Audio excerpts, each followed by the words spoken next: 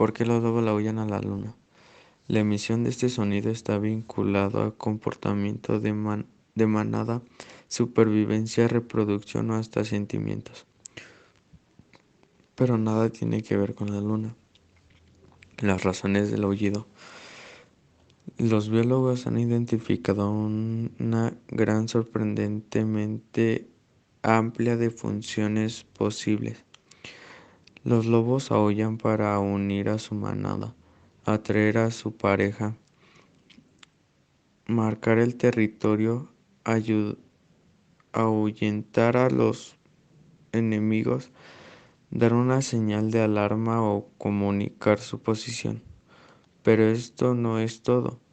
A veces aúllan cuando se despiertan por la mañana, como los humanos bostezan al despertarse. Incluso se ha sugerido que los lobos aúllan para no confundir a los enemigos y presas. En su memoria, el general Ulises Sr. Grant escribió que durante un viaje a caballo por Texas oyó un aullido de lo que según sus cálculos era una manada de 20 lobos. Resultó ser que solamente eran dos. Sentados sobre sus caderas, con las bocas muy juntas, habían estado haciendo en los últimos 10 minutos, escribió.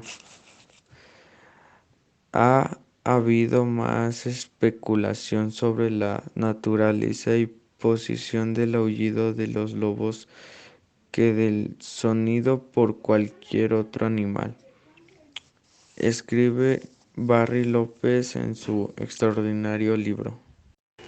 Buenas noches, maestro. Soy Diego Armando Ramos Martínez. Esta es mi exposición sobre por qué la espuma de la cerveza no es de color ámbar y su espuma parece blanca porque cada diminuta burbuja de cerveza contiene dióxido de carbono. La luz que llega al ojo atraviesa una insuficiente cantidad de cerveza para que la veamos amarilla.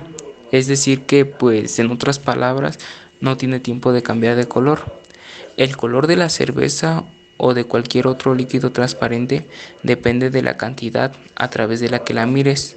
Una sola gota de cerveza parece incolora, pero un vaso de esta, según el tipo, puede tener un color amarillo ámbar o café oscuro. Es decir, por decir, es imaginarnos un mar de cerveza y pues la luz cambiaría de color amarillo a rojo, luego de rojo a oscuro y por último a negro. Pero la espuma de la cerveza, lo mismo que la del mar, sería, por decir, invariablemente blanca porque la luz se pasa a través de ella, índice sobre muy poco líquido.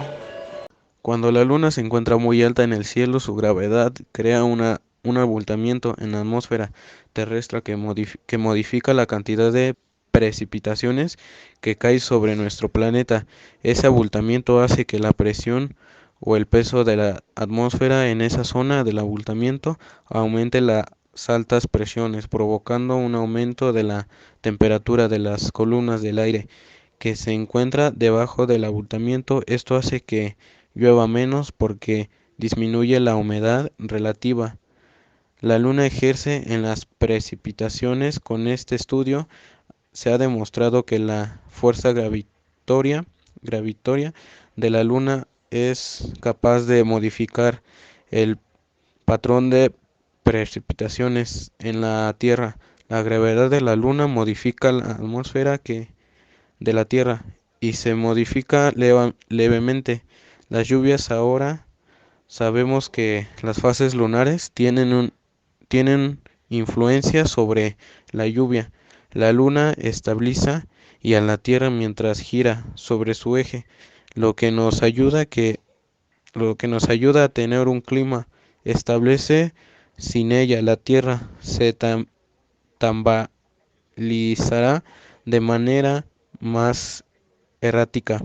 Los polos se moverán marcadamente en relación con la órbita de la Tierra. Las estaciones, los días y las noches serían muy diferentes. ¿Por qué se hace la espuma en el mar? La espuma de mar es una emulsión que se forma por la agitación de las olas, el aire y compuestos orgánicos disueltos en el mar que actúan como técnica activos. Este fenómeno puede originarse por la presencia de una floración extraordinaria de microalgas que al romperse por el efecto de las olas libera proteínas, lípidos y otras sustancias orgánicas de su interior. Para que se den estos fenómenos naturales, tiene que existir una cantidad muy importante de algas y no todas las algas tienen la capacidad de reproducirlos. Buenas tardes, maestro. Soy Jesús Alberto Parra Hernández. Y yo le voy a explicar por qué no explota un avión al caerle un rayo. Es el fuselaje de aluminio de la nave que actúa como una jaula de Faraday. ¿Qué es Faraday? Es establecer que la tensión inducida en un circuito cerrado es directamente proporcional a la rapidez con que camina el tiempo, el flujo magnético que atraviesa una superficie cualquiera con el circuito como borde. Bueno, todo se debe a un proceso conocido como desalinización, producto de la evaporación del agua. El agua como elemento se evapora, sin embargo la sal, es decir, los iones de cloruro sódico, no se pueden evaporar. El vapor que se genera se encuentra libre de este elemento. Cuando ocurren trombones marinos, es decir, tornados, giran sobre la superficie del mar. Es común preguntarse si el agua que llega a las nubes a través de este fenómeno del mar nos ala el agua que hay en las nubes. ¿Cómo se transforman las palomitas de maíz? La mitad de la diversión de las palomitas de maíz es ver cómo se convierte en una semilla amarilla, pequeña, y dura en un dulce blanco y esponjoso. Pocos alimentos dan un giro tan dramático como las palomitas de maíz mientras se cocinan. De pie en la cocina, esperando a que terminen tus palomitas de maíz, se despliega ante ti un increíble espectáculo. Durante siglos la gente ha estado fascinada por las palomitas de maíz. Los primeros nativos americanos creían que era un espíritu vivo dentro de cada grano de las palomitas de maíz.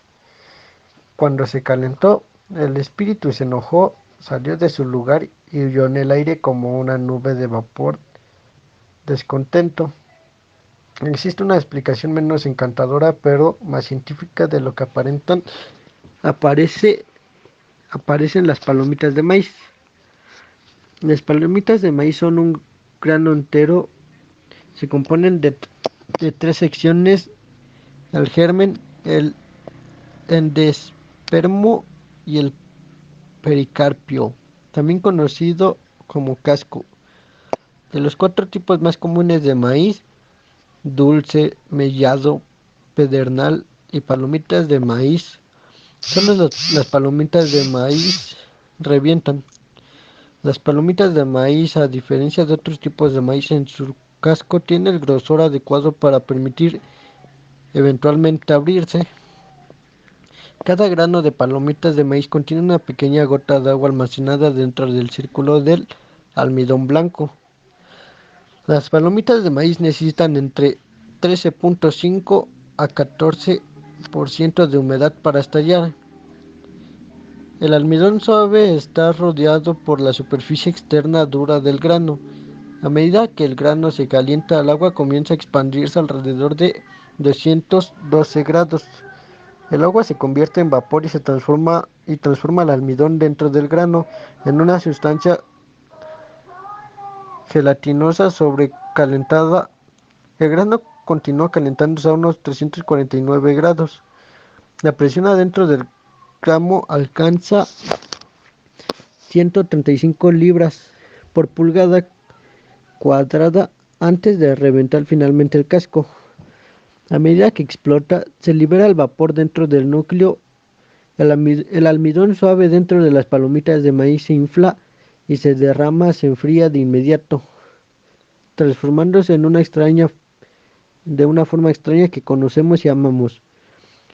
Su núcleo puede crecer 40-50 veces su tamaño original. El primer trozo de almidón que emerge forma una especie de pata que catapulta el grano como una gimnasta a medida que se derrama el almidón restante. Es por eso que las palomitas de maíz saltan mientras se cocinan. No existen las palomitas sin germen o sin cáscara. Todas las palomitas necesitan una cáscara para estallar.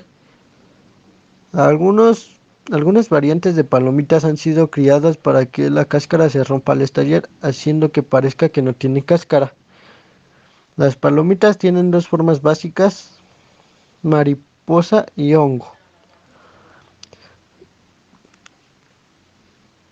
Las palomitas mariposa tienen una forma muy irregular con grandes protuberancias, tienen una textura ligeramente crujiente, pero puede romperse con facilidad. Las palomitas en forma de hongo tienen un centro esférico con una superficie rugosa. Esta forma hace que sean lo suficientemente resistentes como para revolverlas cuando se añaden sabores o cubrimos como chocolate o caramelo. Buenas noches, maestro Javier. Yo soy Jacqueline Bonilla. Yo le vengo a exponer por qué las bolsas de papa traen aire. Sin embargo, el hecho de que las bolsas de papas tengan tanto aire tienen razón lógica. Es que lo que gran mayoría ha considerado aire con realidad gran nitrógeno que se utiliza para conservar mejor las papas. Buenas noches, maestro. Soy Dana Paula Bonilla García y mi tema que me tocó exponer de química fue ¿por qué las alcancías generalmente tienen forma de cerdo? Es porque una tercera teoría es que las alcancías con forma de cerdito se originaron en China durante las dinastías Qing entre los siglos XVII y XX. Los cerdos son sagrados para la cultura china y simbolizan una abundancia y riqueza.